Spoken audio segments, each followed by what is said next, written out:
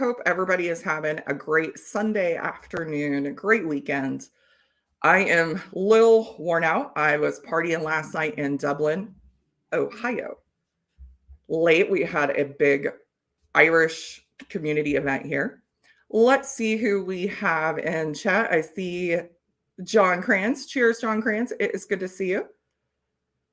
We have a special guest already in chat. We'll see him in just a second. Cheers, Sugar Kitty. Hey, cheers, Cool Running. Hope everything is going well in Ireland. I'm about to see a whole lot of Irishmen invading my city here in 1 month. Cheers, Kathy Huey, one of my Patreons. It is good to see you. Cheers, Don Prince. Thank you for joining us today. Amy O'Byrne. Cheers, Amy. It is good to see you, as always, my friend. Hey, cheers, Andrew Butler. We've got Michael H. Cheers to you. Mick is in Ireland right now. Have the house to myself. You've got quite a little whiskey selection to have to yourself. So that is really, really cool. Before I bring my next guest out, next week is the Super Bowl. I'm tossing around if I'm actually going to go live. If I do, it's going to be earlier before the kickoff. But in 2 weeks, we are going to have a representative. It's the director of brand, I think, endorsement, something like that, for OHLQ, Ohio Liquor Control. So Ohio is about to have a huge Irish whiskey festival. We're bringing 26 new brands into Ohio. So if you've got friends that want to shop here, that's what I mean. We're about to get invaded by Irishmen. So they're going to fill us all in on that. If you've got questions about how Ohio operates as a control state, we're not going to talk about the bourbon side. But if you've got questions about that, we'll have somebody here in 2 weeks to get you some answers. So let me introduce my guest. I had the pleasure of talking to this gentleman at Bourbon on the Banks in Frankfurt late last year. And we got talking about Irish whiskey and wanted to share some Irish whiskey. So please help me welcome Scott from My Bourbon Journey. Hello, and thank you so much. I've told you this. First of all, it was awesome finally getting to meet you in October of last year. So I'm glad we were able to finally meet and talk a little bit of Irish whiskey. It's something that I had mentioned to you when we were there that I was super excited to kind of dive into. It's something I've always enjoyed, but have had limited exposure to. So I'm excited to do this with you tonight. So thanks for having me on. I appreciate it. I'm excited to share all this with you. I want to say hi to a couple more people who have jumped in here. Cheers, Katie Turk. Katie is one of my favorite people right now because she and Ethan are supplying me some good coffee. Yes, they are, the boss. I just ordered again. You'll be hearing about that, I'm sure, Katie. Hey, cheers, Smoke and Firewater, Sláinte. J Cells Boston, Sláinte, thank you for joining us tonight. And there is Mr. Bourbon, Whiskey Uncensored. And Peter White from Canada. You got more snow than I have, that's for sure, this year. We were talking about that earlier. Been a weird winter. That it has. I'm so excited to share some of these. These are honestly some of my favorite brands. So I was excited. And you said you had heard of some of these. You know, I've heard of them a little. Again, it's one of these categories that for me, I appreciate when I've tried them. And again, it's a small spectrum of what I've had. I know that I enjoy it much more than I do the Scotch side of things. There's something about that just does not work for me. I've had a couple of them, but for what this is, I think what I really appreciate is at least the sweetness and always the richness and still complexity that comes with some of these. And it's something that I can appreciate palate wise. I do enjoy that kind of sweetness. So that's why I'm really looking forward to kind of going through some of these with you and you sharing your knowledge with me so that I understand this world a little bit more. So everybody in chat, please like, share, do all those fun things YouTube likes us to do. Put in chat if you guys are drinking Irish whiskey. What do you guys have poured tonight? Let me know. So here's fun things about this flight. So this flight that I've got all independent Irish brands. No big names here. The other fun thing is, oh, this is sourced. Mm, So I know that's kind of a tricky thing with bourbon. All of this is sourced. Irish been doing it for years, so it's not a big thing. yeah. Yeah, that's an interesting. That is definitely an interesting perspective to hear that side of it, because it's not something. What's up, Marty? That is not something that I'm familiar with, how they kind of, the sourcing and what they're making, and how all of that works. So this could be like Irish whiskey 101 for me, to be honest. So Hey, cheers, Donald. It is good to see you. I wonder if we would see you tonight. Donald almost has a shelf at my house of samples that I have poured for him.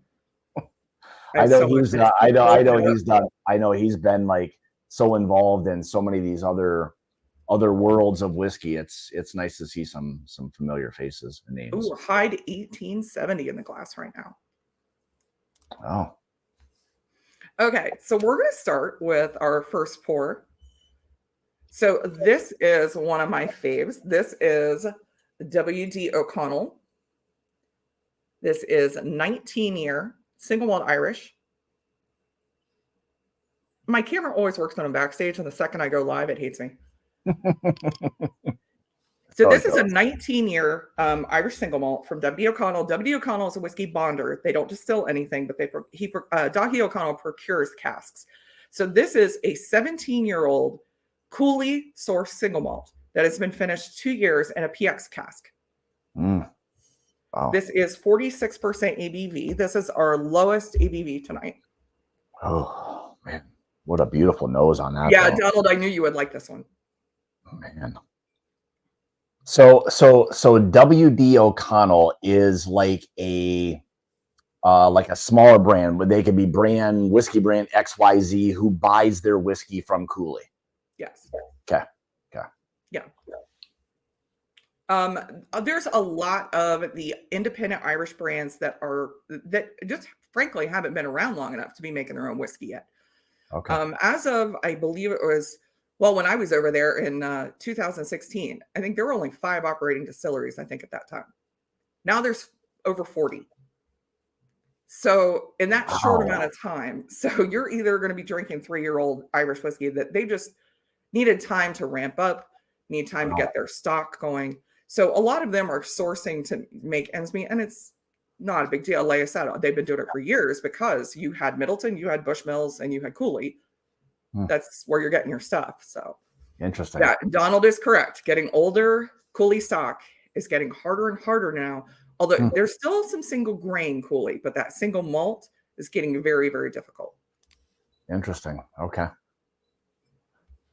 The nose is beautiful on this thing. I mean, those fruity notes and some honey, and there's even a little bit of a spicy backbone to it. There's something that's spicy to me on that. I get a lot of chocolate on this one.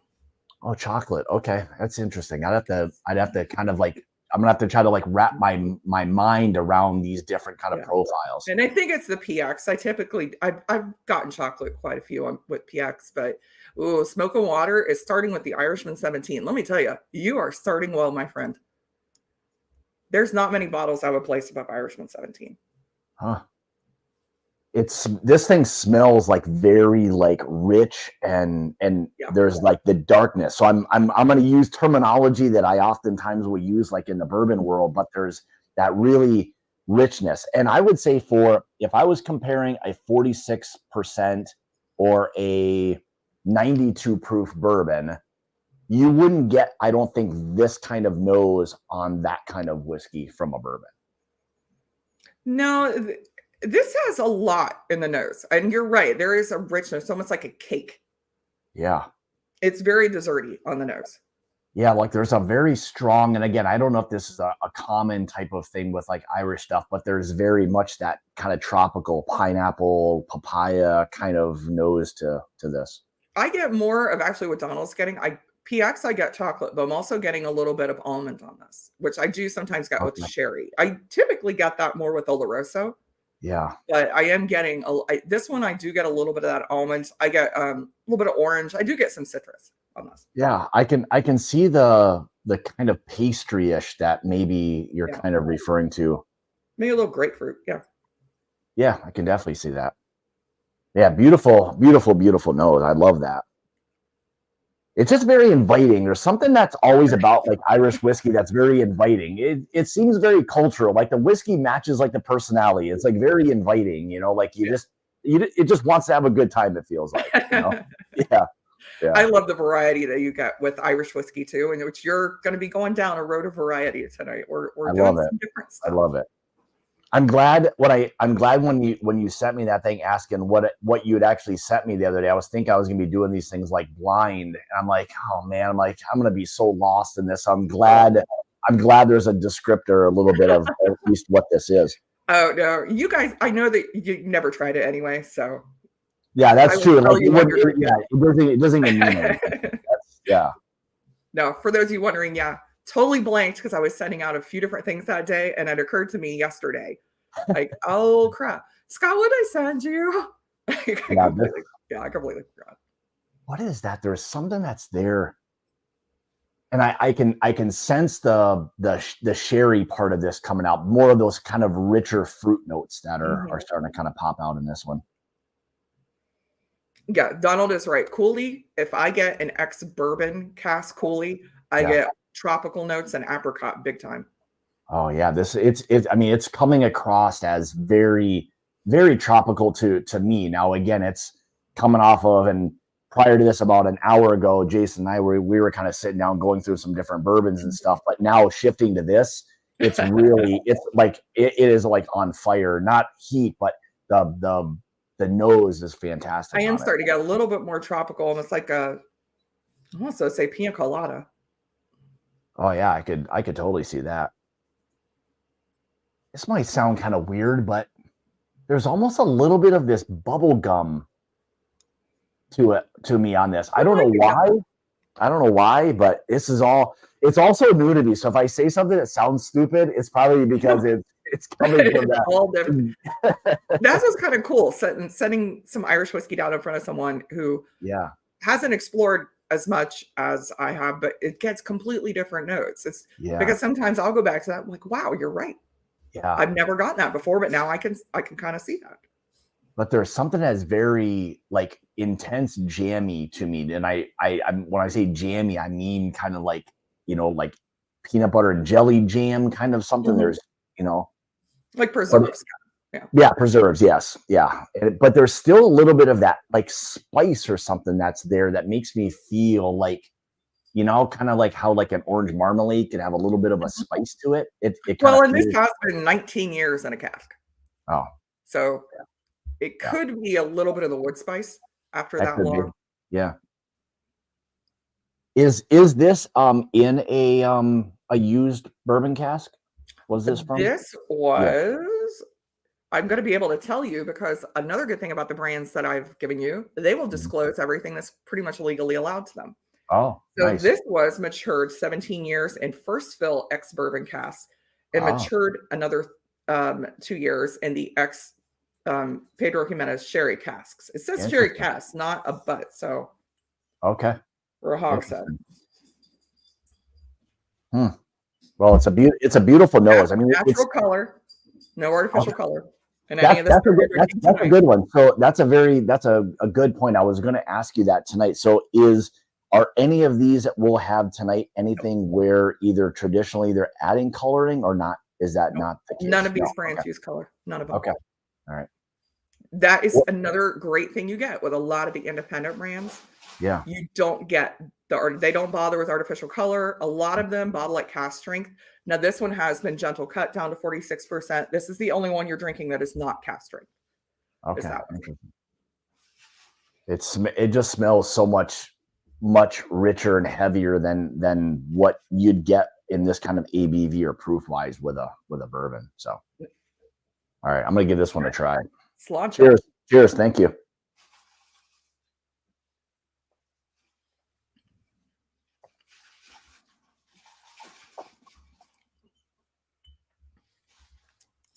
Yeah, see, for me, more of the PX really kind of stands out much more on the. Much comes through much, much more on the palate. Yeah, yeah. 2 years is a very long time in a PX cask. Okay. And I have had some that I've had another one that from W. O'Connell. I wish I still had that bottle. It was 12 years, and it was Bushmill source single malt. All 12 years were spent in an ex Oloroso sherry cask, the entire Really? maturation. And you want to talk about sherry bomb? Really? I missed that one. Missed that bottle. I need to find another one of those. Yeah, I can see when Donald said before, kind of a little bit more of that like almond or like an almond cookie. Yeah. There's definitely that's kind of popping out on this. Now I didn't really get a bubble gum on the nose, but on the palate, I am starting to get a little bit of that bubble gum. Interesting. Yeah, like this feels like a whiskey that's way more beyond just kind of sitting down and sipping on it. Like there feels like there's a little bit more to this, but this is very, very easy to kind of want to sip on. So yeah. Now this is a rich one. You're not going to be able to sit down and drink half the bottle in a night. This is a rich whiskey, but it's a great example of older Cooley single malt. And Donald's right. You just don't find as much anymore, unfortunately. Yeah. Yeah, it is. That's a very good point, because again, like my comparison to the bourbon world to this, you're not going to get this kind of richness from like a 90 proof bourbon. You're just not going to get that. No. And this is very much, but again, I guess to the point of we're dealing with a 19-year-old whiskey. Yeah. So. And I am getting a little bit of that spice you were talking about. Yeah. And I think that is barrel spice. Like I said, it kind of does punch right at the end. It's not really black pepper, but it is more peppery. Yeah. It's just a little bit. Yeah. Yeah. It's a very, very enjoyable whiskey. Like there's enough that's going on there that makes you just want to kind of keep sipping on it. Man. So guys, let me know in chat what you guys are sipping on tonight. We're having now, unfortunately, this WD O'Connell, this 19-year is not available stateside, but WD O'Connell as a brand is. So you can find they have a single pot still, a single grain bourbon finish. I think that single grain is Cooley sourced. And they have a peated single malt that is Cooley sourced, that is stateside as well. And that one I do have right back there. It's on the shelf. So they're not everywhere yet. They're in bigger spots like Chicago. Yeah, this is getting much darker now, like a little bit more of that kind of like darker fruit. I'm sure that's the sherry that's kind of the sherry. That's starting to really kind of allow this thing to open up. Donald has a 18-year for Cullen that is ex-Cooley, that is all ex-bourbon, tropical fruit, salad slathered in vanilla cream.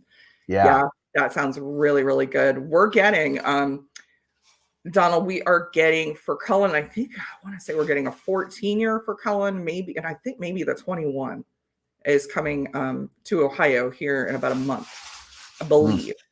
I know Powers Court will be coming over here. I'm going to the event, and I might pick their brain to see kind of what's coming. Is Ohio a pretty good state for getting some nice Irish whiskeys? Not traditionally. It's about to get a whole lot better. Okay, that's good. Okay, good. It has been that I've come to states like Michigan and Kentucky and Pennsylvania because I mean I've gone through everything Ohio had. It's like I've already drank it all. So I need something else. Ohio kind of recognizes that we have, there's a large number of Irish expats in the Cleveland area. There's a large number of Irish whiskey drinkers in Ohio. I think Ohio Liquor, I think they said that Ohio is fourth in the country, we go back and forth between fourth and fifth state for Irish whiskey sales in the country. So yeah, we're drinking a lot of it. So they went over to Ireland and picked 26 new brands of Irish whiskey that they're bringing into Ohio.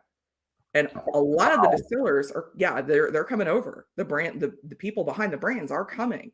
So they're going to be an event in Cincinnati, an event in Columbus, and an event in Cleveland. And everybody has the opportunity to meet all these people. Wow. So I'm super excited because I'm going to meet face to face finally some of these people that I've been talking to forever. That's always the best part of all of that. Finally getting that introduction. Finally getting to meet in person. Yeah. I know it's weird because it was so weird when we're meeting all down in Kentucky, and I'm like, I can't believe this is actually the first time we're actually meeting face to face. I feel like I know you guys. That's one of the interesting parts and fun part. I mean, that seemed to line up really well because there were a lot of people that I think a lot of us got an opportunity to meet everybody for the first time, and it just kind of worked out really well, and that was great. So it was a lot of fun. it was a So lot I of fun. actually just accepted an invite from Ohio. It's not next week. It's a week from Tuesday, whatever date that is, where they're going to be having their trade event. So it's not to the public, but I'm going to sneak and get some info and get some footage for everybody. So all y'all will know what is coming before it's released to the public. So I'm going to let everybody know to make sure. So if you have friends or family around the area that you want to have them get bottles for you, I'll let you know what they're going to have and where to find it. That'll be fun. Well, that's always the fun part about like, doing kind of like a video or getting information from someone like you, where you can really have an opportunity to know and learn much more about these different like brands or what it is they're releasing to the local markets. So yeah, I'm really excited. I some of my favorite brands are coming. I'm so excited. And I've joked here before. I said the Liberator is coming. I've already got actually plans to get together with Maurice O'Connell from the Liberator. He is an Irish lord. His family was a descendant of one of the first Irishmen to British Parliament. And I joke, I said, if you ever are in the market to adopt a 40-something, not gonna tell you, American woman, right here. Okay. He has an estate. It literally is Sir Maurice O'Connell. So I'm gonna be a little awestruck with that one, but yeah, well, I'm super excited to meet some of these people. I don't blame you. I don't blame you. No, Amy, stores in Ohio are not allowed to ship to other states. However, if you have friends in Ohio, I'm sure they could be happy to hand deliver you some bottles. If only Amy had friends in Ohio. Yeah, she's gonna have to find. Amy is one of my Irish whiskey friends. Yeah. Yeah, Amy, it sounds like you have to find some friends in Ohio, right? So we are also in Ohio. We're having a Middleton Festival of Whiskeys coming up. That's the same weekend. They're going to be opening, and there are still tickets available for anybody who's going to be in Columbus or Cleveland. You can buy a ticket, and you'll get to try the Middleton Silent Distillery Chapter 4, I think it is. I think we're up to 4. So it's a $55,000, $60,000 bottle of whiskey. Really? It's 48 years old. Yeah. Oh my Lord. 49 years old. Wow. I did get the opportunity to try the third release, 47-year-old. Yeah. If I ever win the lottery, I'm getting a bottle of that. That's a 5-minute long finish. It was the most remarkable whiskey. Nothing will ever come close to it. My guess would be if you won the lottery, you'd have more than one bottle of some of that. I would bring it to Kentucky, and I would pop that thing down on the table, and we would all drink it. We'd all take a taste. It'd be funny because your lottery experience would be like the people who they get the money and then they buy like gold lion statues. Yours would just be all Irish whiskey and the best of it. You'd have no more money, but you'd have the best. They would be open because I would bring them down and be like, we're opening it. We're all sharing it. We're all going to get the opportunity to try this. This is that's the best. It's from the Middleton Distillery that closed in 1975. So it's all the stock they had left over there. Wow.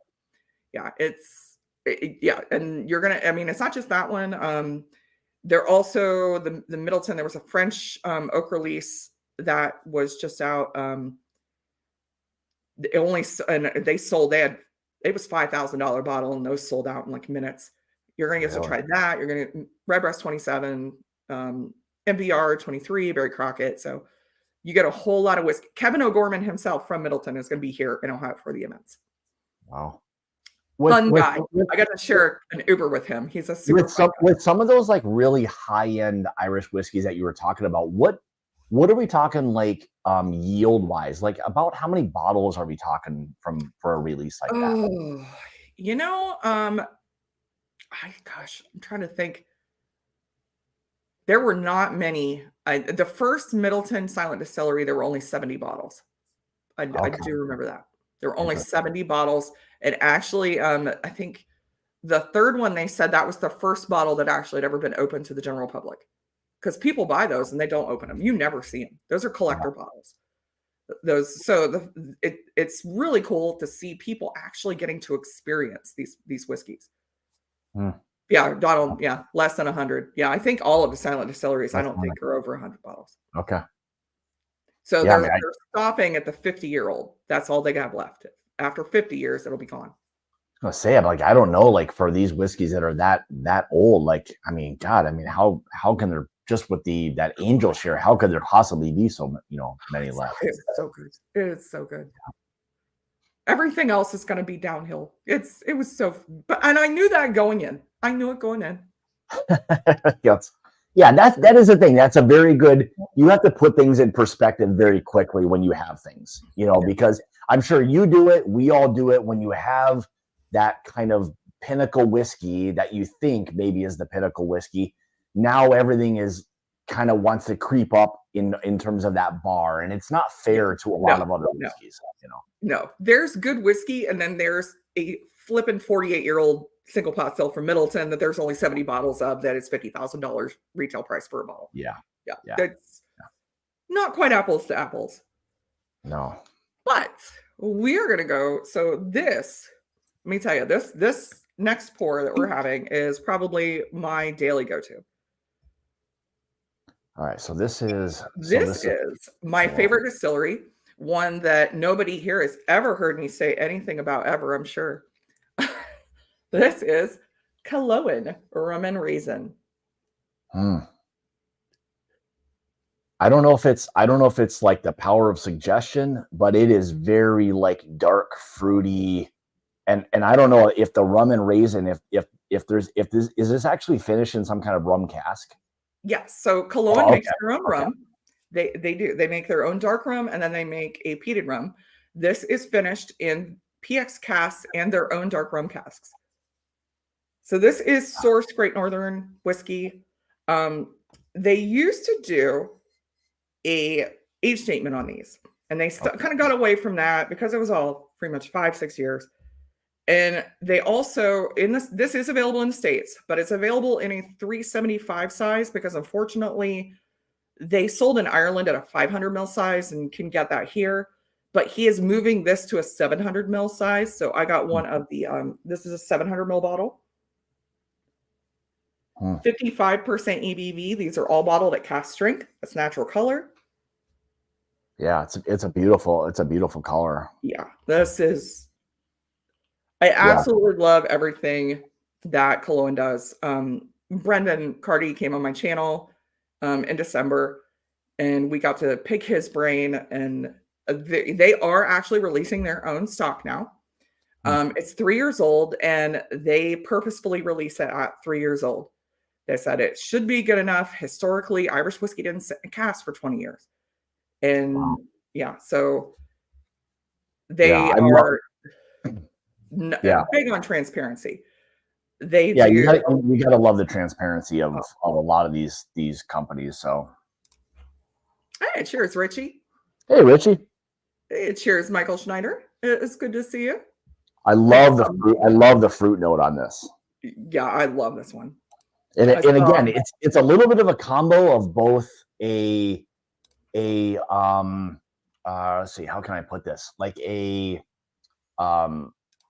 acidic fruit and also a dark fruit. There's a nice combo of that to me on this.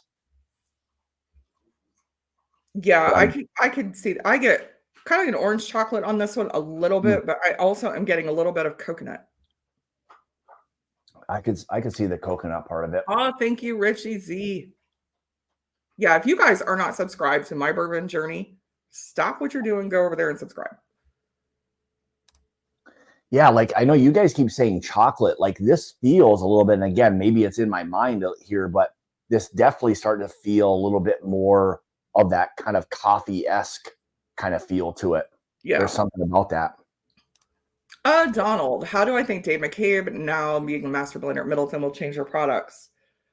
I hope Dave brings some creativity to it, because I personally think they've gotten a little bit stagnant over there at IDL. I've not been impressed with their last few releases.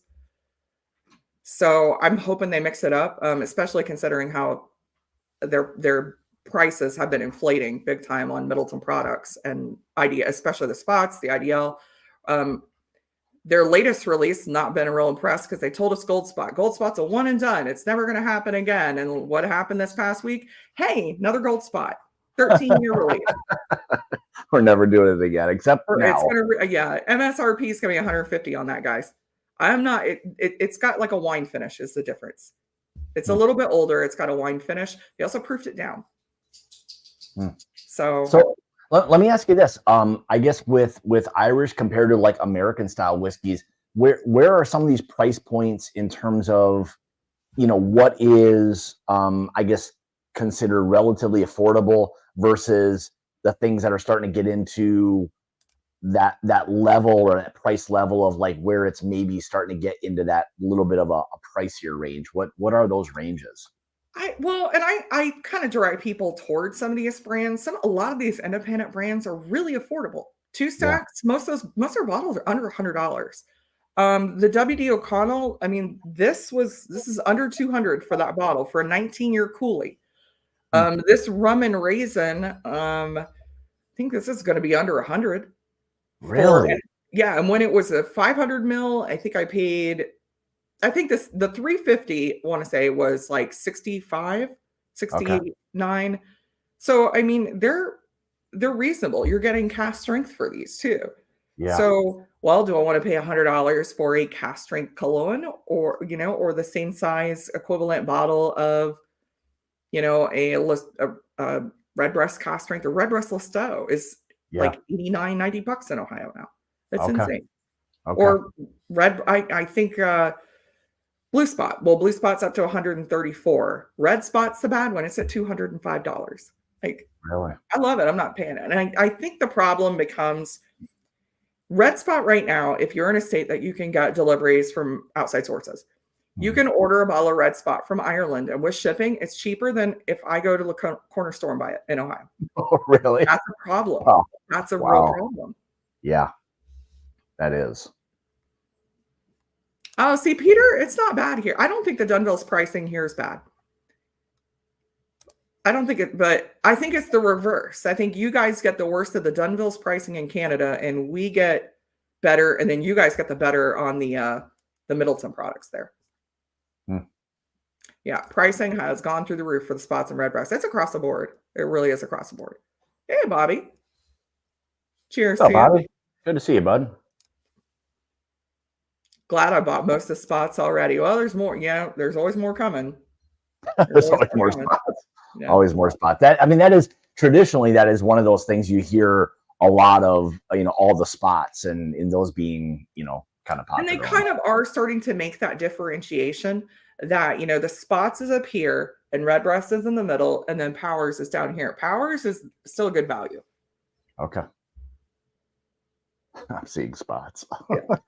What they're actually doing is helping independent brands like Cologne and Two Stacks and W. O'Connell and JJ Corey and all of these independent brands, because those are a better deal now, and you're getting a good whiskey. That's a very good point, because I think no matter what the whiskey is that you enjoy, I think this is where having the knowledge of whatever that whiskey is you enjoy and knowing what's coming from where, what's in the bottle, and now you can determine value from there. Yeah, it's all about what you like. Yeah, that too. Nice, Sugar Kitty. I love the finish. I love the finish on this. Yeah, this is much more of a richer profile. It is, and some of that is what Cologne does. They're big on domestic yeast, so they'll just roll the casks out and kind of let nature take its course to get a lot of the is it Maillard effect, with kind of like a burnt sugar note in a lot of their whiskey. They do, this is using their dark rum cask. They also do a peated rum cask that's really good. I have a blackberry rum cask, a rum that they did. Yeah, this is fantastic. The finish is great on it. I love those dark. There's a little bit of an earthiness that's there to it. There you go. Thank you, Donald.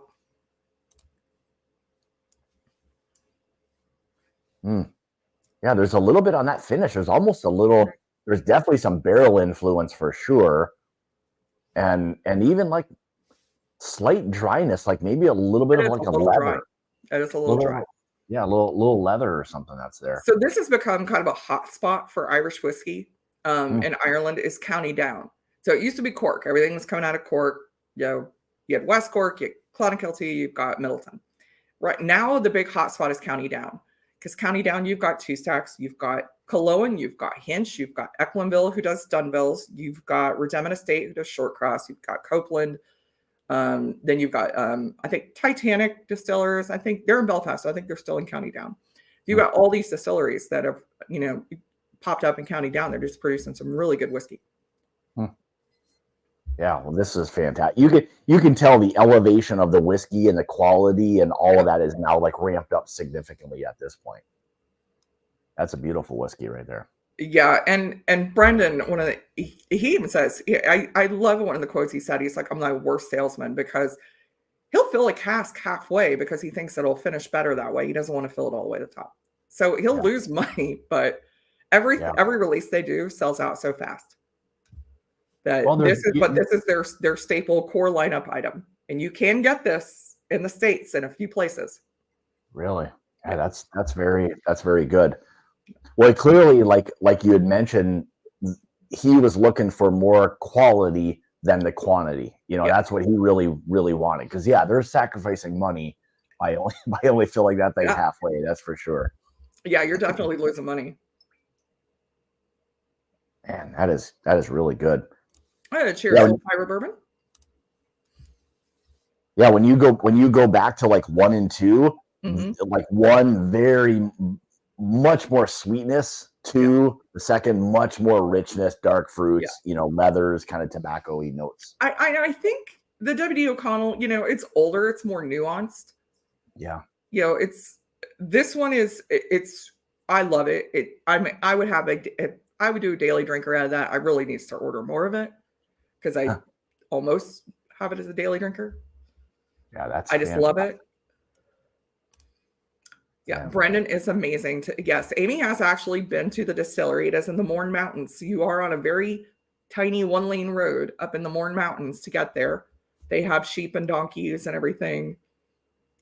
Most people's 3-car garage is bigger than their distillery. I think he said it was 10 meters by 10 meters or something like that. Really? It's very small. It's very small distillery. Wow. Yeah, I forgot, Donald, you have talked to Brendan. This is Cullowen Distillery. So this is in County Down in the Mourne Mountains. Yeah, I know, Don. Now, I'll tell you what, Donnie, this is a really, really nice whiskey. That's for sure. Man, that's good. Yeah, it's about halfway between Dublin and Belfast, although Yeah. a little out, kind of jetted on, not all the way to Strangford, maybe halfway to Strangford. With this one, do you get a little bit of a smokiness to it? Yes. Okay. Yeah. All right. Man, it's kind of like that smoke and sweetness and leather, tobacco, fruit. Boy, that is really, really nice. Man. For a great whiskey, cask strength, 55% ABV, natural color, Yeah. reasonable price. Yeah, IDL better watch out. IDL better watch out. That's the best. I mean, that's really the best part when you can find all of those components at a good value. Like, I mean, man, that is. You can find it. It is in stock in multiple places. That's a home run. I'm gonna be looking for that. That's really nice. And when they say rum and raisin, man, that is like pretty spot on. I'll tell you. Yeah. Oh yeah, he named that one so good. So he also has a variation of that for everybody. If you're looking for something just a little different, he did a coconut rum and raisin that is a U.S. only release, and it is in Minnesota. It's in New York. It's in Party Source in Kentucky because I had to work to get it there. It's in California, and it is the same whiskey, but he finished it in a coconut rum cask from the West Indies. So that one's got a little more going towards the coconut. Yeah. You are a fan of coconut? Like yeah.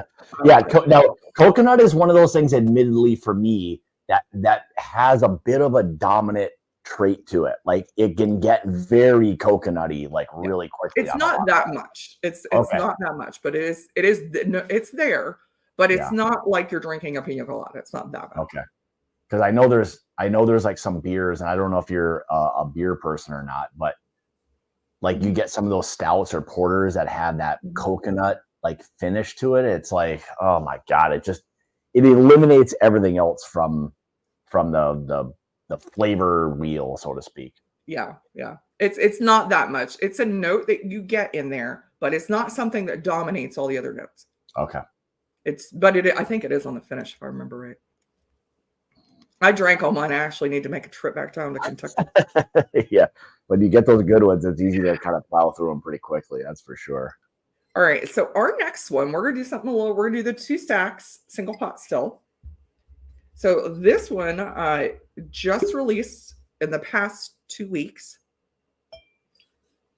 This is 2 stacks single pot still 5-year-old. This is a Cab Franc ice wine cask finish. Okay, I put them in wrong order. So, all right, let me switch mine up. That's right. There, it's. I think the one is 0.8. Okay, that 59. probably was okay. Yeah, I see Yeah. what you're. Okay, all right, 2 stacks. This Okay. one is 59% ABV. All right, so this is a 5-year single. 5-year single pot still. This was bottled for James Fox Dublin. Okay. First fill, bourbon barrel matured, Cab Franc ice wine cask finish. And the ice wine cask is from somewhere in the Niagara region of where Donald is from, Ontario, and Peter, Ontario, Canada. This is sourced from Great Northern Distillery. Again, natural color, so you can kind of see that reddish color. Yeah, beautiful color. Beautiful. They just switched to these bottles too. These bottles are really, really pretty. Really nice bottle. Yeah, it's like simple, but like shows off the whiskey like fantastic. Yeah, I really like the new bottle style. This is the first bottle that I have in this new bottle style. Man, that is nice.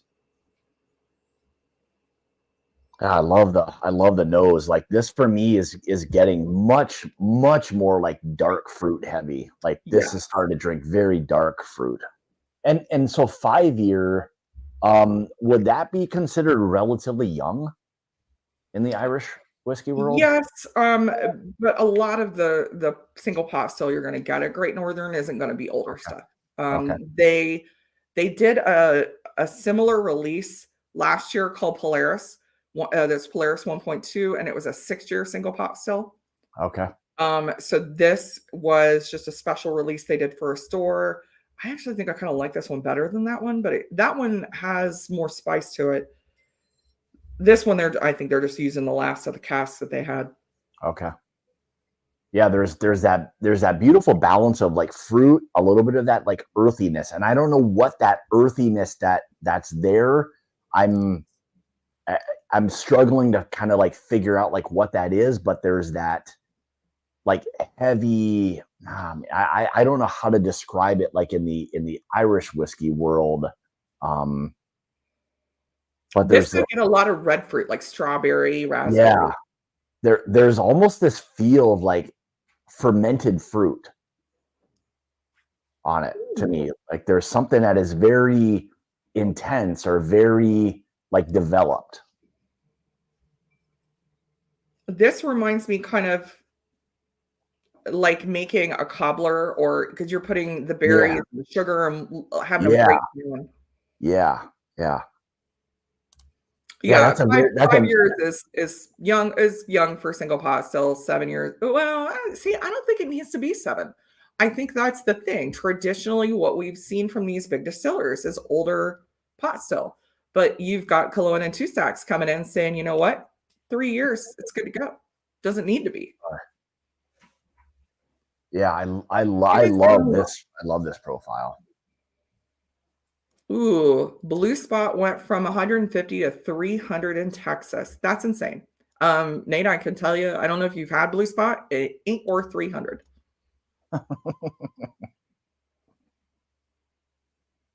Yeah, I love when you said cobbler before because there's very much of that sugary Mhm. sweetness, Yeah. pastry, richness, fruit. Love it. Marty says Stacy knew I was down to only 5 bottles of Irish. She would throw me out.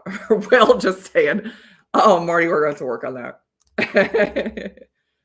Now, here's what I'll say about this. This feels, there's a little bit of that grain note. So a little bit more of that maltiness that's there now to me. Yeah, you're gonna pick up that unmalted barley in here, that spice right there at the end. Yeah, that yeah, spice. really nice spice. Yeah, this is a little bit more of that pepper and fruit and pastry and now this smoke. one, I get more strawberry on the palate on this one. Strawberry raspberry. Yeah. The other release they had that was a 6-year finished in a similar cask. I got more cranberry. So I like this one a little more. I think it's a little sweeter. Yeah. Yeah, Donald, some are. I got several Cologne single pot cellar 3 years that are really, really good. You're right. I think if you need somebody who's going into it, knowing what they're doing, focusing on quality. Yeah, and like to his point, and like what you're mentioning before, this is probably the person that's creating the distillate, how they're aging it, where they're aging it, the kind of the quality that they're doing. So yeah, there are in the bourbon world, again, I'm going to compare everything because that's how I think, but there are some distilleries that will produce some younger whiskeys that taste significantly older, better than what some will at the same kind of younger age. So I've got some 3-year whiskey and I've got some 3-year whiskey, and one is, wow, it's amazing what they could do with 3-year whiskey, and one's like, yep, that's 3 years, all right.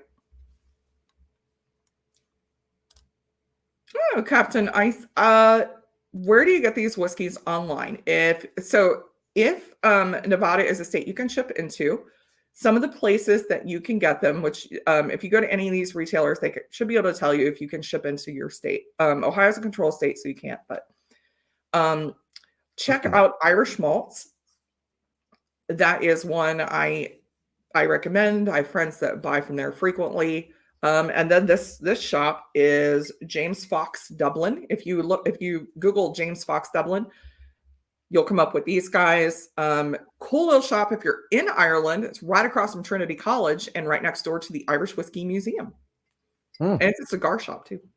That's kind of cool. Wow. Yeah. A lot of win-win. Yeah. Are you a cigar? Are you a cigar person? I'm starting to be. I'm starting to kind of have one. I can see where some really nice cigars, and I love cigars. I could see where some would pair it fantastically with some of these. Going to Ireland in April, visiting Teeling, Middleton, Clonakilty, Dingle. Any tips for maximizing what I haul back? You can actually go to, if you check out Irish Whiskey Auctions, they will actually ship your whiskey back for you. It ain't cheap. I will warn you that. It's not the cheapest. But if you don't want to get stuck by what you can fit in your luggage, they're a good one to check out. I know several friends who have gone to Ireland and have used them, and everything's arrived perfectly. They do package everything really well for them. I think I think he had 17 boxes of whiskey come back. That much? Real easy. Yeah, I would go crazy over there. Glendalough pot still is still your favorite for the young pot still you've had to date. Mine, I've got a couple Cologne single pot stills that were 3 years that are just absolutely phenomenal. And cheers, Joe Dickinson.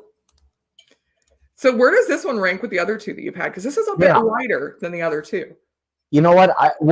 For me, how this kind of drinks is a little bit more of a darker profile. There's a little bit more, again, of that earthiness, the sweetness. You mentioned strawberry. There's something that's very kind of, fresh kind of summer fruits, but with still some of that earthiness. And I always say like a leather or a tobacco kind of note is usually how I describe that. That does have a little bit of a leathery kind of note to it. Yeah. But I love the balance of how the sweet and the earthiness, that kind of richness kind of work really well. So I'm kind of digging that. It feels like a quality grain is what it feels like to me. Yeah.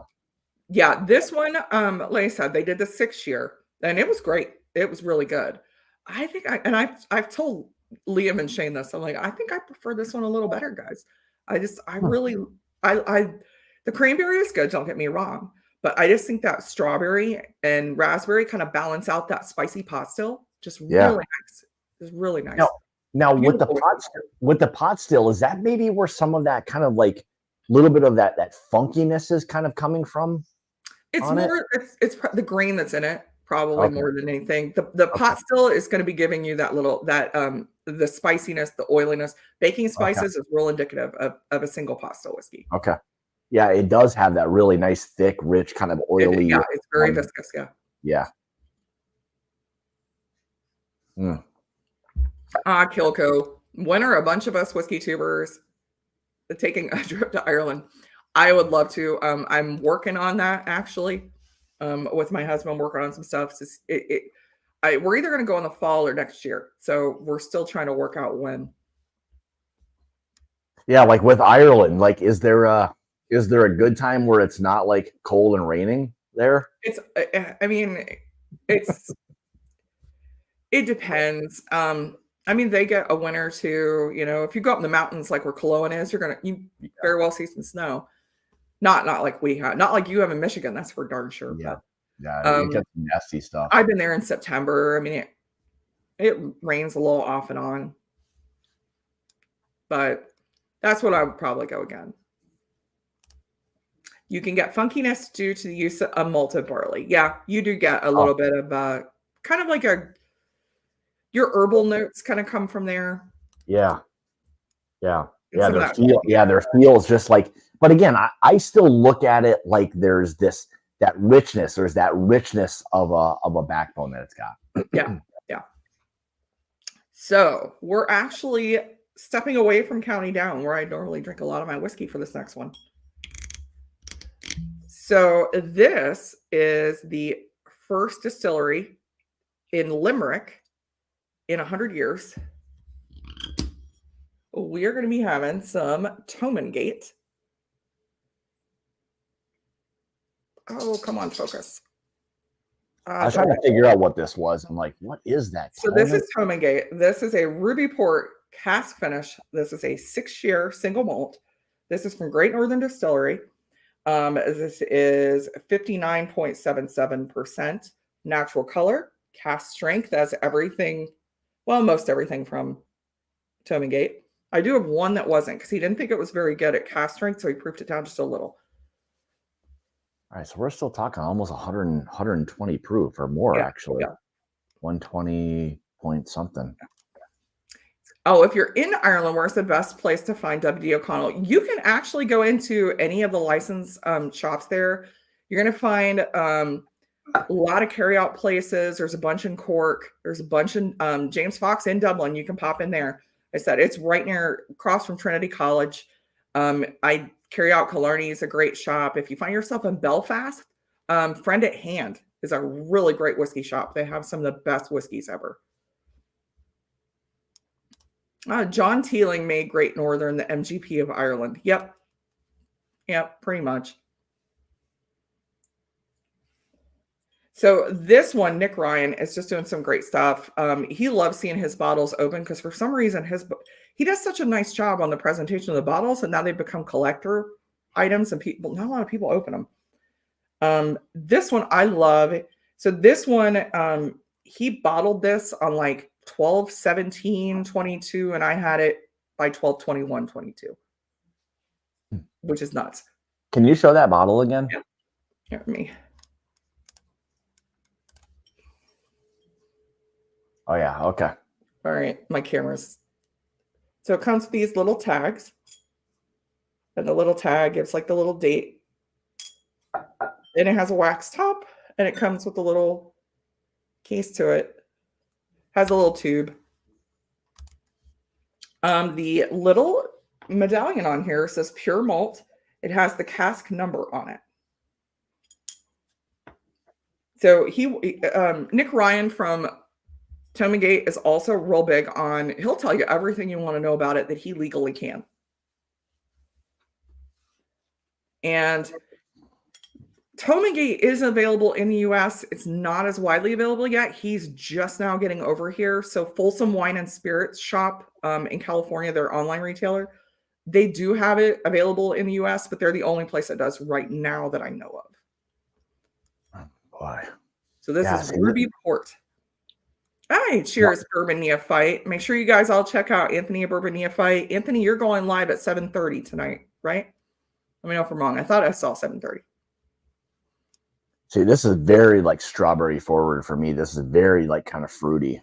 This is very fruity. No, Donald, I have not. I saw you say that. I'm excited to try that. I've got a bunch of stuff for you. Every time I'm running low on a bottle, I'm like, I got to pour one for Donald, and I set it aside. So I've got a whole freaking box. Yeah. Yes, East Coast time. Yeah. Every time I see Donald, like I think of Donald as the person who has the most whiskey in the world. Like it feels like there's nothing that he doesn't have. I don't know why that is, but I love talking to Donald about Irish whiskey. I'm gonna have to get Donald to come on my channel again because we had such. I think he's in the Ontario area, correct? Toronto. All right, so we're going to be going there at some point. So if I'm remotely close to like wherever Donald is, I have got to meet up with him. That is for sure. So, oh man, I like this nose. I'm gonna have to get Donald to. We'll do St. Patty's Day live stream. That'd be so much fun. We had so much fun. It seems very appropriate, is what it seems like. So, looked at the calendar. The season of Irish is nearing. The Thirsty Oak, I have been celebrating since January 2nd. So those of us in the Irish community, we call basically this is green season. So from January 2nd till March 18th, we're partying. I was literally at a dinner last night where we were celebrating. Some friends of mine got an award. And we went up there. I'm now the vice president of one of our Irish organizations because clearly I can be talked into anything. I don't have enough time on my hands, and I agree. Yeah, sure, I'll do it. So it's just added. There's so much going on the next 2 months. So it's kind of one of those things. But it's all great fun. It's all great. Yeah. You don't have enough time, but you have enough time to fit one of those other things that you don't have enough time for. Yeah, it's all such great fun. Exactly. All right. So he's in the Toronto area. So yeah, where we're going is, I think, not too far from there, I'll say. Yeah. But that's why I thought you were in Toronto. My William Reynolds. My wife's family lives kind of outside of Toronto. I don't know exactly what that means because seems very subjective. Outside of Toronto, like that could mean a lot of things. But I've been to the airport in Toronto. I've been to Sault Ste. Marie, Ontario, and then I've been to Calgary and Banff, Alberta. I want to go back to Canada, honestly. I really do. And just want to drive across and see a lot more of it. Yeah, Kilco, I'll get back with you. I saw that. I'm so sorry. Man, I'll get back with you. And you have a huge list too. You're so organized.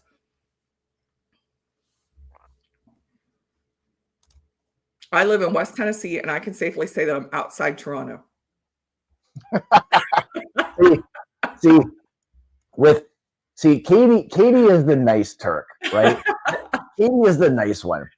The guy who's like infiltrated this live stream right now. I gotta be nice to Ethan. He's got my coffee. There is I'll have to say that too. Like I'll have to I'll have to go to Katie for the coffee part of things because I know she'll treat me better than the food, that's for sure. So there's very much a love-hate relationship between Ethan and I, that's for sure. More love than hate. This is a little bit of a busting of you-know-whats, but. Oh, Kilco's middle name is Patrick. Oh, yeah, he is laughing. This one is very rich as well. That port cask really adds some richness to it. It's very nice. Definitely more love, but a little bit of hate keeps it spicy.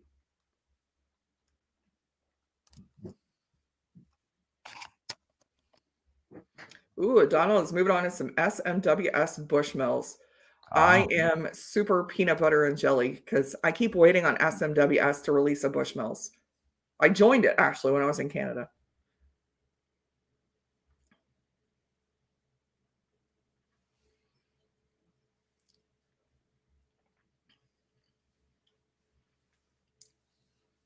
Yeah, this is really nice. This feels much, again, darker. They just keep kind of bumping up. The Yeah. elevation of each one becomes like this evolution of everything. So Now that one I get the proof a little bit more. You can kind of yeah, taste the proof on that one a little bit more. you know The what? rest of them, I didn't think so. For me, I feel like the sweetness, again, for me, kind of offsets the proofiness. Like Mhm. I'm used to these, like, with the bourbons, like that Sure. heavy proof, and then those big kind of bold flavors. And this feels like that really nice kind of still tropical or grain sweetness, like balances that out really, really nicely. So Yeah. Ooh, Nate, you're drinking a freaking good one. That's a nice bottle. ooh, Burgundy. Yeah, that's a good one. Any exciting Irish whiskey releases you anticipate coming this year? Mm. Yeah, there's already the Gold Spot 13 year TTB approved the label. So that one is coming. The other is Teeling Wonders of Wood, the third release. The label was approved a long time ago. I don't know why it hadn't released yet. I'm hoping it does because I really like it. The other big release that isn't necessarily an Irish whiskey, but a lot of Irish whiskey people enjoy is Talnua, American single pot still whiskey. Um, they create an American single pot still, but they're using all of the rules that govern Irish single pot still whiskey. So, and it's amazing what they're doing. They fell in love with Redbreast 12 when they were over in Ireland. Their Old Saints Keep release, which is different every year, releases on St. Patrick's Day. So that one is coming up. I will be getting a bottle of that. I'm so excited. I've got the 22 and the 23 over here on the shelf. So I'm excited to try it every year. It's always something a little different every year. And it's always really, really good. If you're finding, they don't unfortunately ship outside of Colorado, but if you know anybody in Colorado, make sure you pull in those favors because that one's a really good one. Yeah, Talnua is unbelievably good. Yeah, I completely agree. Oh, yeah, I'm a Virgin Oak fan myself. Yeah, see, this Yeah, this Old feel Spot this feels much more like maltiness. There's that kind of like sweet, rich, malty kind of note to it for me on this. Oh, Thirsty Oak knows Patrick Miller. I was actually hosted an event at Talnua 2 years ago for their first bottled and bond American single pot still. Patrick is awesome. Have I Mm. heard of Athru? Or I think I'm saying that right. I always mess that up. So it is a new brand. I actually did get to try some samples, and honestly, I enjoyed them. I did. Oh, they were pretty freaking good. Hmm. There's a lot of new brands. I mean, people send me pictures all the time. Have you heard of this? And I'm like, so what's going to happen is you had a lot of people that bought casks to support these distilleries, and now their casks have come of age. So they're going to slap a label on it, put it on a shelf, and create a very romantic backstory. Hmm. Usually, the more romantic the backstory, the more you probably want to keep walking. But that's the more there's a story behind something, probably the worse the whiskey probably is. yeah, That seems to be kind of traditional across the spectrum. That's the for more sure. leprechauns and clover and wolfhounds and Yeah, uh, yeah, Michael yeah, Collins you see on the bottle, the more you want to keep walking. yeah. Usually in the American whiskey side, it's, as you know, it's always the grandpappy or Yeah, there's something along those the old stories. pioneers and yeah, Exactly. yeah.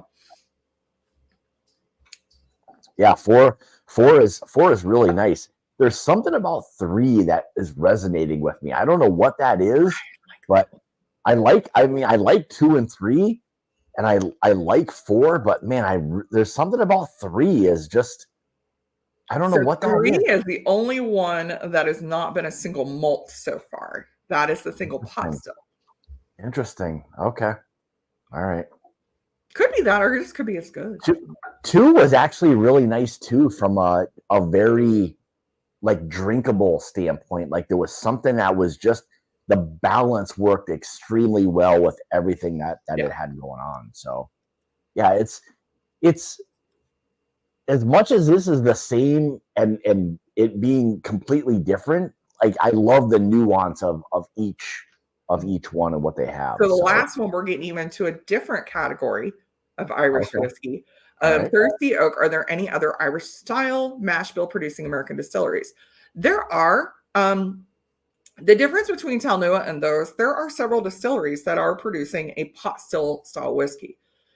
The difference is Talnua is the only American distillery dedicated to producing a single pot still style whiskey. And that's the big difference. So you're going to find hit or miss bottles there. I've not had enough of them to tell you if they stand up to Talnua. I have had Willet. Yeah, good luck with that. I like, yeah, Talnua just sets the bar pretty high. I do have I love Patrick and Megan Miller. So yeah, Keeper's Heart. Yeah. Is that the blend of Irish and like American whiskey? It is. So Keeper's Heart is Brian Nation, who used to be at Middleton. Okay. And he left Middleton and he went to keep O'Shaughnessy Distillery in Minneapolis. I actually have a cash share there.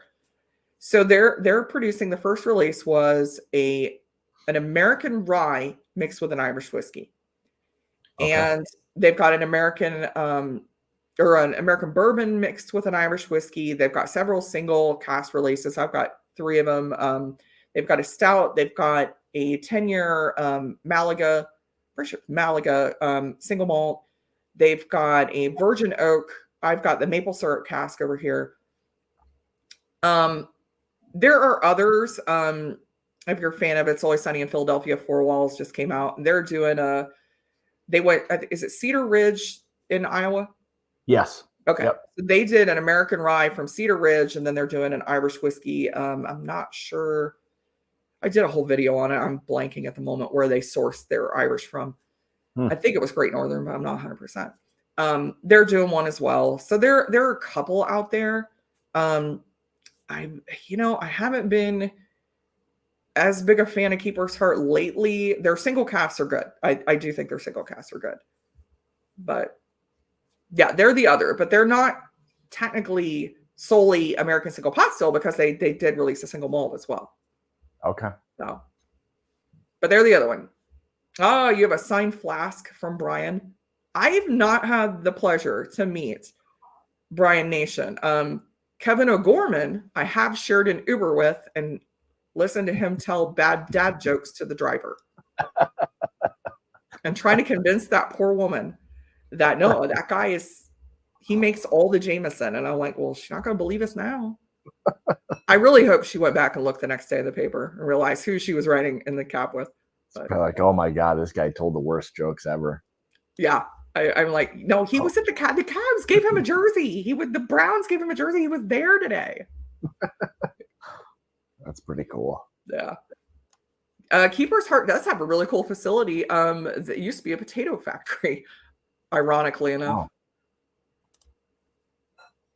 Tyrconnell 15 Madeira single. Yes, that is Cooley, Nate. That is Cooley. You nailed it. So Cooley is not producing stuff anymore. No. Okay. All right. No. So Cooley's producing for Kilbeggan, who Kilbeggan got bought by Cooley, who then got bought by Beam Suntory. Okay, interesting. Okay. So the Tyrconnell whiskey is Cooley. Don, correct me if I'm wrong here. I'm pretty sure that's who they're contracted producing for now. So your Kilbeggan, which is just a blend. So your Tyrconnells are going to be all your Cooley now. Okay. Honestly, Tyrconnell, great brand, great buy. If you see those out there, yeah, that's what I thought. Yeah, they're contracted just to them now. All those original distilleries I talked about, those 5, all pretty much got bought out by somebody. So we're going to a different category, Irish whiskey now. So this is 2 Stacks 13-year single grain Irish whiskey. This is a rosé champagne cask. Oh, I love Natural color. This is a Cooley 13-year single grain. This is a cask strength Cooley single grain at 61.5% ABV. This bottle was done as a celebration of 5 years for the Irish Whiskey Auctions Group. So I've got a couple of these. I really like it. this for me is like my favorite right now. Like there is something that is very chocolatey, very rich, very dense. This has a lot going on. That's for sure. This is matured in bourbon casks and then finished in a Grand Cru Rosé champagne cask. Wow, there's a lot going on with this thing. This is and it is very like full bodied for sure. Really a lot of heft for a single grain. Lot of heft to this. Yeah. I mean, this is very like rich bourbon-esque kind of profile. Like there's a lot of, when you said heft, there is a lot of heft to this. And you think of like, you don't like your first reaction would be rosé and champagne are not two things that you think of heft. But whatever this combo is, it is working extremely well. And for those of you who don't know, single grain is an Irish whiskey category. You see it more in blends, but it honestly, when it's done well, it can stand on its own. Single just refers to distillery. So there's a mix of grain that could be in here. Okay. So that's interesting. When you're talking about like a single grain, this is like where I confuse these two, because like the singular to me is like one of something, of course. One distillery. One distillery. Okay. One distillery. So when you're talking about single grain, this is obviously 100% malted barley. And then when you say like single malt has to be by definition 100% malted barley. Okay. Single meaning distillery, and I actually do have a bottle right there, the Liberator, that's not a single malt, it is a vatted malt. So it is a malt made up of Great Northern single malt and Cooley single malt blended together. So it's two distilleries, so they can't call it single malt. So it's a vatted malt. Interesting. Okay. So single, refers to distillery. This is single grain. It could still be corn, oats, wheat. I smell corn on this, so I'm sure there's corn in it. Okay, so it can be so traditionally the grain or grains aren't always malted barley then. No, they actually, that's how Irish single pot still got to be, because the English put a tax on malted barley. So the Irish said, no problem. Here's some whiskey without it. So we're going to have a whiskey that has no malted barley in it. No tax. Irish got real creative about avoiding taxes. Okay. That's interesting, because my perception was that this was always barley, but clearly not. Nope. Okay. Nope. Okay. There's a lot of different ones. This one you can kind of smell the corn. The other sample I gave you, that is another 2 stacks. That is California Madeira. When you try that, I definitely get the corn on that one. West Cork is known their blends. They use a lot of wheat in their blends. They're kind of known for it. Okay. Not a real fan of all of their stuff, but why does it seem like there's significantly less barrel picks in Irish compared to Scotch and bourbon? Do we not just get much in the U.S.? Yes. We don't get that much in the U.S. It is not cheap to get a barrel of whiskey over here from Ireland. Clonakilty does a lot of single barrel picks. Ohio is actually getting ready to release their first single barrel Irish pick on not St. Patrick's, Valentine's Day. And they've got a couple more coming. I know that Keeper's Heart does, but you have to pay the taxes to get a cask here from Ireland. It's outrageously expensive. If you buy a $5,000 cask in Ireland, it can cost you like $10, $15 to get it here and get it bottled and get it here. Really? So, yeah, the second it leaves Ireland, you got to pay the VAT. Oh, So that's cost prohibitive. yeah, it can get expensive. Now, if it's bottled there, you're paying. There's a cost per bottle, and then there's a cost for the cask itself. So, yeah, West Cork is not the best. Yeah, I just don't like all that wheat in the mash bill, Donald. I think Man, you and me have talked about that. You and me are on the same page. I think wheat overall is a very like interesting grain to like work with, whether it's American, whatever it is you're doing. Like Yeah. wheat is a very difficult thing to work with, in my opinion, because it can go like off the rails like really quickly in terms of that flavor that you're looking for. Yeah. Hey, Joe. So the one that honestly is the one that I hear distillers griping about over in Ireland is one that's coming back and one that I absolutely love, and that is rye. So Mm, Cologne has a release. It was their third cask, and it was a charity bottle. So I bought the bottle because all the money goes to the Capuchin Day Center in Ireland, which is a charity in Dublin that helps feed the homeless. And they called it the paddle breaker because again, Cologne's in the mountains. They do stuff old school. So you know how we've got all these distilleries that are automated. Well, Brennan's in there tasting everything, and they're actually using a freaking canoe paddle to try to stir the mash. And it was supposed to be 100% rye whiskey. yeah. And they broke 3 paddles trying to stir this freaking rye. Yeah. So they threw Yeah. in like a bag and a quarter of peated malted barley just to get it broke up. It's just like it's freaking Yeah. stir it. So I've got it back here, and you can taste a little bit of that peated malt in there, but Yeah. it's just I had him on here. I was talking to him about it because I'm like, I love that more are using rye in their mash bills than Irish whiskey. They're starting to kind of get away. So the current single pot still, which Donald knows, it's 30 you can't have you have to have a minimum of 30% malted barley, a minimum of 30% unmalted barley, and you can't have more than 5% of another grain. So you can't have more than 5% oat, rye, wheat. That is not traditionally what it was at Yeah. all. So there's a lot of legislation. They're supposed to be having some public hearings. We're still waiting on when they're going to have those public hearings announced and get feedback from the public. But they finally agreed that they're open to having those discussions, Yeah. to changing it to what it would have been traditionally at the turn of the century, which was a 30% minimum of another grain. So once you can up that 30% of rye, oats, wheat, I've changed the profile of the whiskey big time. For sure. That introduces so much more. Yep. Until that happens, you're going to start seeing a lot of labels with either just Irish whiskey or mixed mash bill because they can't classify it as Irish single pot still, single malt, single grain. So they just, I actually Powers Rye was one of those. That's a perfect example. It's 100% Irish rye, doesn't meet any category.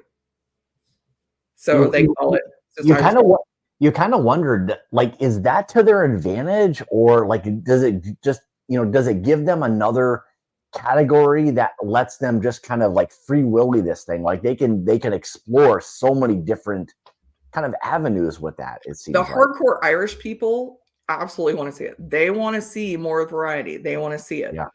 So it's especially for these smaller distilleries, it's in their favor. The only ones that are Yeah. fighting it are the Irish Whiskey Association, which is IDL, Bushmills, Cooley. It's those big names. Yeah. It's the big Yeah. names that are fighting it. They're Yeah. also the ones that were fighting. They started grumbling that they didn't think Irish whiskey should be finished in a brandy cask or should be canned. They didn't think they think that should be outlawed. Well, there's one brand that's doing both of those. Hmm. 2 Stacks. Yeah. Yeah, I'm loving the kind of like the 2 Stacks, like they seem to be very fluid. Like they can move in a lot of different directions, it seems like. I think they do brandy finishes better than anybody. Really? I've got an apple brandy finish, cherry brandy finish, pineapple brandy finish, raspberry brandy finish back here. They did a blackberry brandy finish. They just do finishes really, really well. Yeah. They've done I have a maple cask that I actually got in Canada. I've got a blackstrap rum. They've done these they were only the second Irish whiskey to actually ever be finished in an ice wine cask. Interesting. Yeah, they'll try anything. That is the cool thing about Irish whiskey, it's a variety. If Yeah. something's had alcohol in it before, you throw whiskey in there, now it's Irish whiskey. That's kind of cool. We'll try it. This fifth one probably has the most going on, and it's got me like twisted. Like I'm trying to figure out what this is. Strawberries and cream on that. I can see that. Because yeah, I like my default is to want to say like fruitiness, but it feels like a little bit of a cop out on my part. But well, I mean, it's rosé. You're going to get strawberries. It's rosé. Yeah. Yeah, that's one thing I'll say. It's very bright. There's this effervescence that it has to it. So I should share with you the cherry brandy that I shared with Jason and with Michelle Davilar. That one reminds me of cherry Coke down to like the carbonation. Really? It's like a little bit of like a flatter cherry Coke. Yeah, it's so good. Oh man, it's so good. And sweet is always easy to drink. Unfortunately, sometimes a little bit too quick. Like, so the sweeter it is, the more you drink it and the higher proof it is. Exactly. This feels like one that could get you in a lot of trouble very, very quickly. Yeah. Yeah. A lot of people said Irish whiskey there's not enough high proof. Like, yeah. This is the high proof brand you are looking for. Yeah. Unfortunately, like too many people, like, I think I'm gonna maybe say something that's not like the most either popular or whatever, but it feels like when you say to the vast majority of people Irish whiskey, what do they think of? Jameson. They think of all these. Yeah, they think God of all of them. Yeah, exactly. 12, proper 12. Yeah, exact proper 12. Proper 12. Exactly, and that's probably unfortunate, because when you have an opportunity to kind of try some really incredible or fantastic whiskeys, this will shift you into a whole different perspective of appreciating what a really nice Irish whiskey profile, can really do. There's a lot out there. There's a lot of variety out there. And that's why, guys, if you're at a big store somewhere, go down the Irish whiskey aisle and look at all the brands that you don't recognize the name. There are so many of them that are coming over here now. And it's a better buy for your money. If you're looking for the W.D. O'Connells, the Cullohans, the Two Stacks, the J.J. Corey, the Short Cross, the Tomingate, all of these brands, the Clonakilty single casks that are out there, way better buy for your money. You're going to get a lot better whiskey. You're going to get higher proof where you want it. You're not going to be having it proof down. I feel like the Total Wines and all these places need somebody like you to just stand in those aisles and tell people because honestly, for me, my knowledge of this is very little, and I've always appreciated, that profile of Irish whiskey, but I never explored it. I didn't know enough about what that is. So to have the opportunity to kind of go through a few of these is really fun because it just gives you a different perspective of a different style of whiskey. And it's something that's not very familiar to me. So I love helping everybody. If anybody in chat, if you guys ever have questions, my email's on my channel. It's 4leafwhiskey4@gmail.com. You're always welcome to email me. I get people all the time that hit me up and text me a picture. Hey, is this any good? So I'm happy to help people find Irish whiskey. I absolutely love it. Ethan saw a bottle of Dingle yesterday in Illinois that was intriguing. Don't know enough about it. You know what, Ethan? You and Katie should come on my channel. I'll send you a whole flight of Dingle so you can try it. Dingle is very unique. Dingle is a nice single malt whiskey, but Dingle has a very distinct profile. It's very earthy. It's a very almost mineralic. It's got a definite DNA. It almost reminds me of kind of a Stranahan's. but it's it's a better buy than a lot of your cheaper single malts out there. I think they're doing some good stuff. Thank you, Richie, for posting. There you go. Yes, irishmalts.com. That is you guys are going to see shipping in the US for a bottle of Irish whiskey. Get your friends together. That's the way you do it. You get a whole bunch together, get them together, because shipping, yeah, for one bottle is usually like €50. It's not that getting it here is not cheap, but you're going to get some good stuff. Amberana finished Irish whiskey. Oh God. I want to hear your take on this. This is going to be interesting. I'm trying to think if I've seen. I think there is. I'm trying to think. I thought it was a Clonakilty that I saw finished in Amberana. Irish whiskey has not jumped on the Amberana bandwagon yet. Mizunara, we're kind of on the Mizunara bandwagon right now. They're the thing, and that's the thing. The Irish whiskey isn't limited to a certain wood. So, I mean, you'll have stuff like Donald mentioned, Method Madness. The mulberry, totally weird. Yeah, you can age whiskey in a mulberry cask, and I have it, and it tastes like paprika barbecue. It's totally weird. Interesting. I've got a white cherry wood. There's acacia. There's really Portuguese oak. Yeah, it's Tokai. There's a couple Tokai finishes. Yeah, it gets crazy. I am not a fan of Amberana. Like I think I only have the Starlight, so I don't know if I'm. My issue with it is the fact that it dominates everything. Like if you have first fill Amberana in anything, like it is gone. Like it is like I think it's almost undrinkable. It is just not something that is. It what it does is it eliminates the whiskey, and I never want a finish to eliminate the whiskey part of it in the American whiskey side of things, and it's just not something I'm overly crazy about. So see, Irish whiskey kind of showcases the finish. It's kind of your canvas for showcasing the different finishes. I think I will say I think Irish whiskey takes very well to finishes. If I'm in Ireland, am I picking up a 13-year gold spot at €100? Nate, bless your heart, man. I'm going to have to probably get a review out there. So probably, yeah, I'll end up with, I'm not going to say I'll end up with a bottle of it. I'll hate myself in the morning, but I will. So when you say that, what is it that makes you say that? Like, what is it about that? So I can let people know if they should not waste their money. I don't want people to have to. Yeah, I did it with Gold Spot. I had Gold Spot when it released over there. Somebody got me one well before it was available here, and I'm like, it's nothing wrong with it. It's really great, but it's just not worth the hype, guys. Don't kill yourself. Don't pay $300 for a Gold Spot.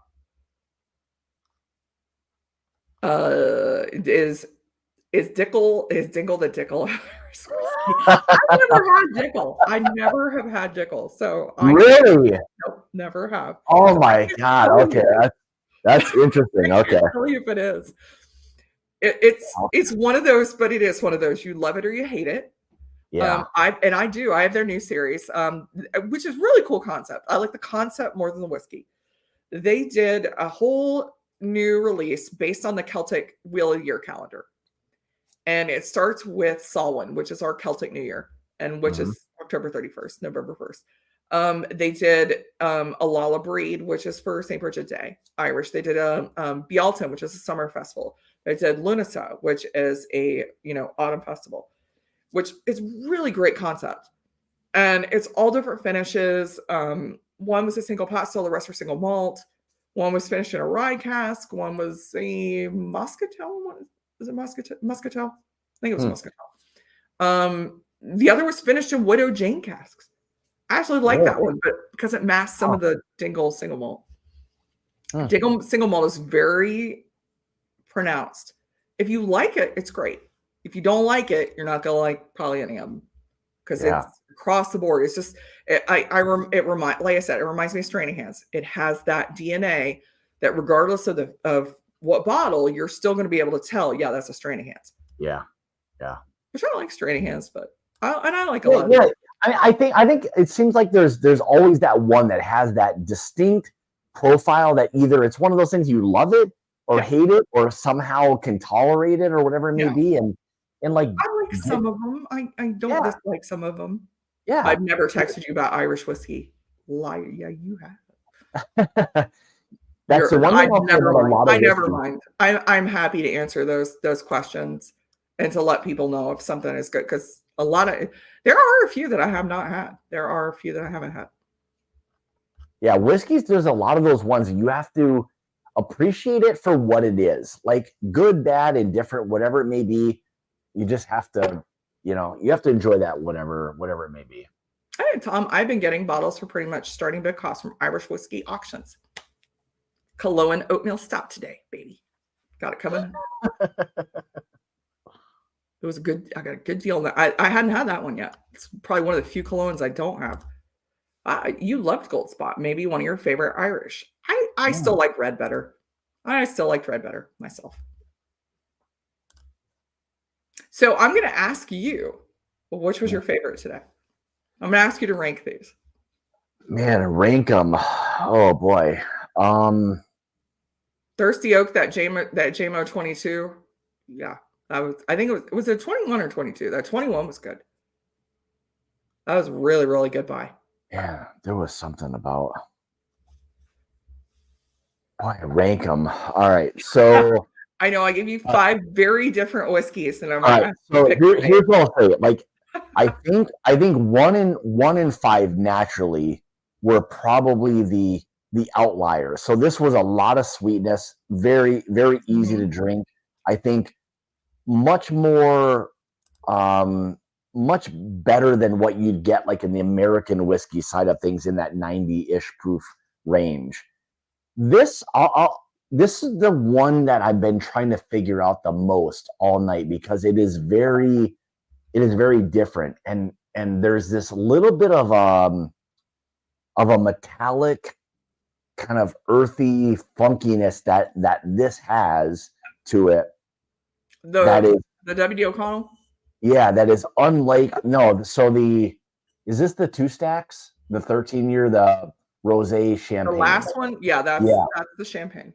Yeah, that's the This one, yeah, this one is very different. It is very, it's very and when I say different, I'm gonna say it's very like complex. Like there's a lot going on to kind of dissect that. So that is like in another kind of category. One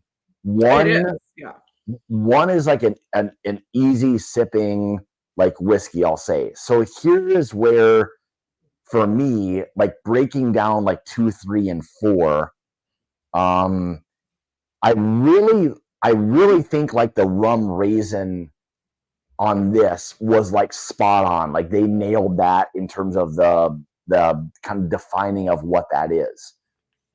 There's something about 3 that the two stacks, like the 5-year, that is just, I don't know what it is, but there's something that is resonating with me with this one. I don't know what or why, but I love the balance of what this is. I don't know why. A single pot still that I get. Everything else was not a single pot still. This is the one single pot still. And maybe that's what is really standing out, is that there's something about that is really I don't know how to like convey like this in the proper like terminology, but there is something about 3 and even 4 that are really kind of like resonating. Like they just feel like I could really hammer on those things. Like they feel like there's a good wheelhouse for them. So Nick Ryan would be very excited that you like the Tomagate. He is one, guys, if you buy his whiskey and post it, he is very responsive. He gets so excited to see people enjoying his whiskey. Yeah, I mean, I think for me, my favorite of all of them probably would be 3. So the 2 stacks, single pot still, James Fox Dublin release. That is the 5-year in Cab Franc ice wine casks. So I think it was Nate, you said you were going to Ireland, go into James Fox Dublin across from Trinity College. You can buy this bottle, bring it home. And that was under €100. It's not expensive bottle. 3 and 4, like 3 and 4 are like two that I love because it feels like it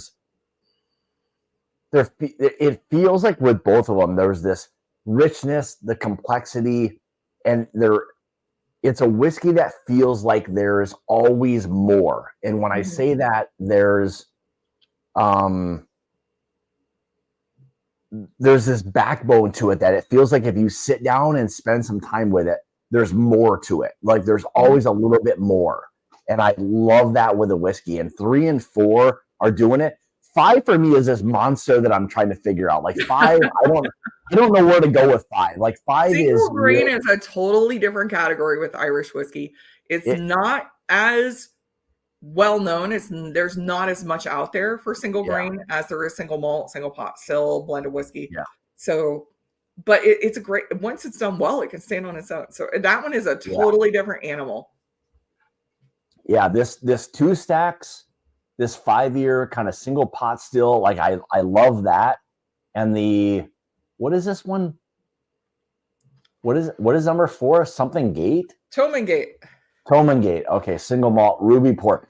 There is something about 3 and 4. I love the complexity and the balance and the richness of both those, how they work like extremely well. Yeah, I love 3 and 4. Limerick whiskey. So he is very receptive. I do have another bottle of Tomangate that is called the Clash of the Ash. That's all a bourbon finish. And he did to celebrate Limerick winning the GAA Hurling Cup. So, yeah. Is he the one that was like willing to like kind of fill those casks like halfway to like? No, that's Cologne. That's Cologne. That's Cologne. Okay, that's Cologne. But yeah, Nick does a really great job. Man. He's just now getting over to the US. You can get this Ruby Port bottle, not this exact one, but a different Ruby Port cask, Folsom Wine and Spirits in California. If you're a state that can have whiskey shipped into it, they do have this available there, the same Ruby Port. They did a really nice presentation on these, but this is all cask strength, no artificial color. That's the color it is. Yeah, 1 and 2 feel 59% like 59% ABV. I can see like number 2 would be like kind of your daily. Like that is very, very easy to drink at 110 proof or 55% ABV. Like I just poured more of it. It is very easy. Like there's a lot that it has going on. It's very easy to drink, but man, it's. I'm thank you very much for setting these first. You're welcome. You're welcome. I mean, to try to break these down and like figure all of this stuff out is fascinating to me. So, because it's so different, I'm just not used to this profile at all. So it is very fun to like explore what each of these have. Like, yeah, like one is like the Buffalo Trace of whiskeys, right? I'm gonna Americanize this. I probably shouldn't, but like one is like the easy sipper. 2 is like that one that is like ramped up version of that, but better, easy to drink. As easy as 110 proof is, or 55% ABV is to drink. It has a lot going on. 3 and 4, there's something about both of those that the uniqueness makes it rich, complex. You can kind of dissect them a little bit, which is kind of cool, which I love about a whiskey. And 5 is this monster that I'm still trying to figure out. I don't know what to think of 5. I don't know. It is something that is, yes, yeah. First of all, don't listen to this guy. Don't listen to anything that Ethan has to say anymore. Yeah, he doesn't even know. He doesn't even know. Like, I'll de-Ethan the stream after this. Yes, de-Ethanize the stream for sure. So I'm gonna use my terminology. So, but it is fantastic, and I can't say thank you enough. So, oh, thank you.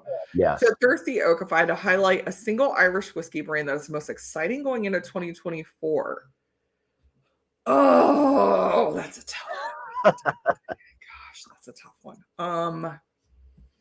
It is hard to top two stacks, I will say, because every time you turn around, they're doing something different. I don't know what they have coming up. JJ Corey's another one, only because they do have 6 new bottles coming to the US of 6 different finishes. And JJ Corey is one where it's another whiskey bonder, Louise McGuan sources casks, but she doesn't separate them by age or by finish. She separates them by flavor profile. So she's looking for apricot. She's going to pull from these casks, and then at the end of the day, with the blend that she likes is what's in it. So you could have a bottle that has 8-year G&D and then 25-year Cooley in it. You never know. So I think that's really exciting and really interesting to see somebody going into it like that. She's actually the one that Kentucky Owl picked to their St. Patrick bottle. They came and that's interesting. she helped them blend. Yeah. So yeah, she's got just an amazing, amazing palette. Those 2 stacks widely available in US. You can get a lot of these cast finishes that we're talking about. You can get on Folsom Wine and Spirits. You can get in a couple shops. They've got an apricot brandy finish. I forgot that one. I've got that bottle too. They got a Sauterne Barbados rum. They've got a Smoke and Mirrors, which is a peated imperial stout. So they get crazy with it. They really do. And it's all cast strength. So you're getting a good amount of whiskey for your buck, all under $100. Let me ask you this: in terms of like price range, like where are we with like the 5 that we've kind of tasted tonight? So the WD O'Connell is obviously the most expensive. It's a 19-year whiskey. This one was just under 200. I think I paid 175. Really? 175 euro. Yeah, it wasn't crazy. Okay. The Cologne, that one I think was around 80 pounds. That's you got my little UK sticker on there. Okay. Yeah, they're in the north, so got to do pounds on the conversion for that one. I don't think any of the rest of these. The one you liked, yeah, with shipping, I think that was 120 euro. Really? Yeah, that's not a lot. Wow. The Tome and Gate, I think in the US, this is retailing for I want to say closer to 200 now. When this one originally was not that much. Okay. But it's a beautiful, beautiful whiskey. And the 13-year single grain, I think that one 70 euro. Really? Yeah. Okay. I saw that these brands are producing some great whiskey for reasonable prices. You're getting your money's worth. Man, fantastic. Way better deal than $135 for a Blue Spot. And Donald says, did you just compare Cooley to Buffalo Trace case match? Yeah, like, any analogies or all those other things. Yeah, like I could be using the wrong terminology. So my favorite was still the Dickel Dingle comparison. I'm going to have to actually try Dickel, and then I'll know if you're right or not on that one.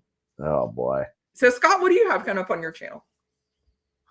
Oh, boy. So I'm starting a little bit of a new series called The 3 You Need. And it's highlighting distilleries and the 3 whiskeys from within each distillery that I think are the ones that people need to kind of hone in on. So it's something I kind of just started. And the first one I did actually just released today was from Four Roses. And so it's going to be kind of highlighting the distilleries to allow people that are maybe new to each distillery a little bit of a focus on what each kind of bottle within those distilleries kind of has. So, and then it'll be kind of just different reviews, kind of here and there. So, yeah, it's just kind of exploring a lot of the different kind of American style whiskey side of things.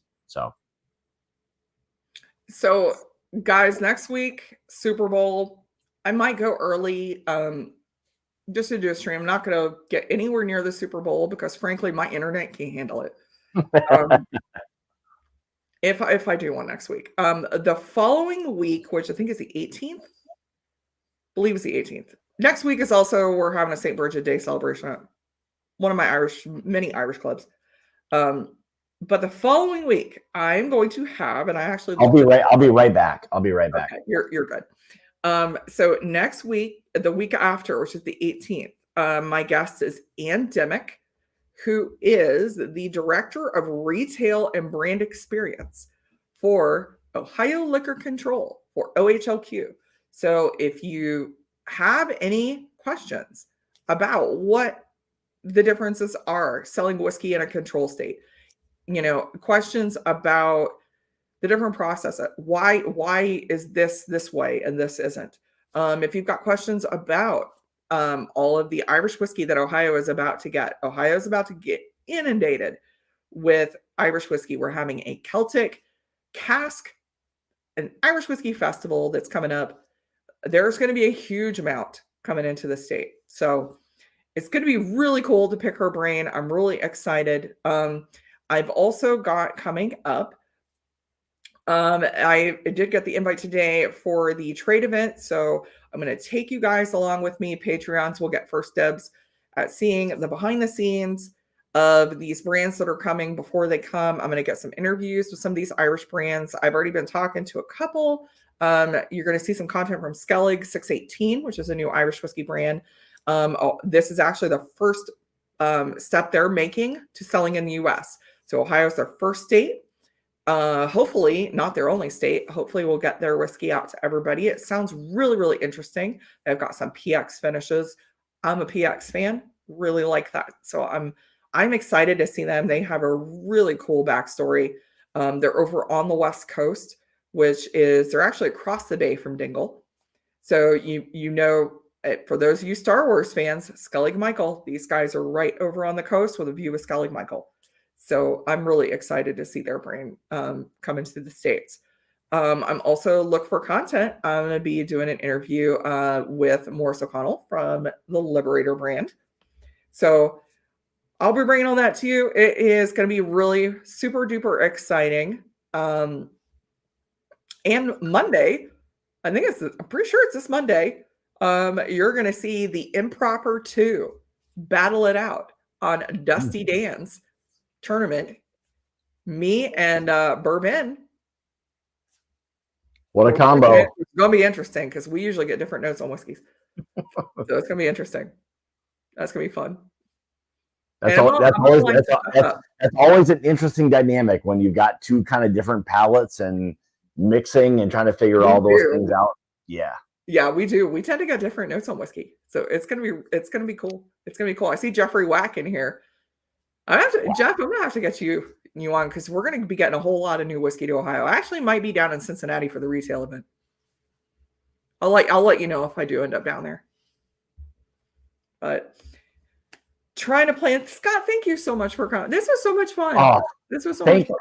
Thank you. Like, I mean, this is something that is really fun, unique, different to kind of sit down and break down each one of these. So I appreciate being able to do these and have an opportunity to do something that's out of my, I guess I'll say, comfort zone, wheelhouse, whatever it may be. But it gives you a really true perspective on what a lot of whiskeys kind of have to offer. And this feels like, for me, like, coming into it, whether there's a name on these or not, it made no difference. I didn't know what any of this stuff was. And it's a really refreshing thing. So thank you so much for having me on. I would love to have you back. Let's redo this and have you back, and I'll get more bottles, and we'll do this again. And do it all over again. I would love to. I would love to. Well, thank you all in chat. Go check out, I know he's live right now, Anthony with Bourbon Neophyte. I know Livewire is going live at 9 p.m. tonight, Eastern Standard Time. You guys all have a great weekend, and we will see you next week. Sláinte, everybody. Cheers, everyone.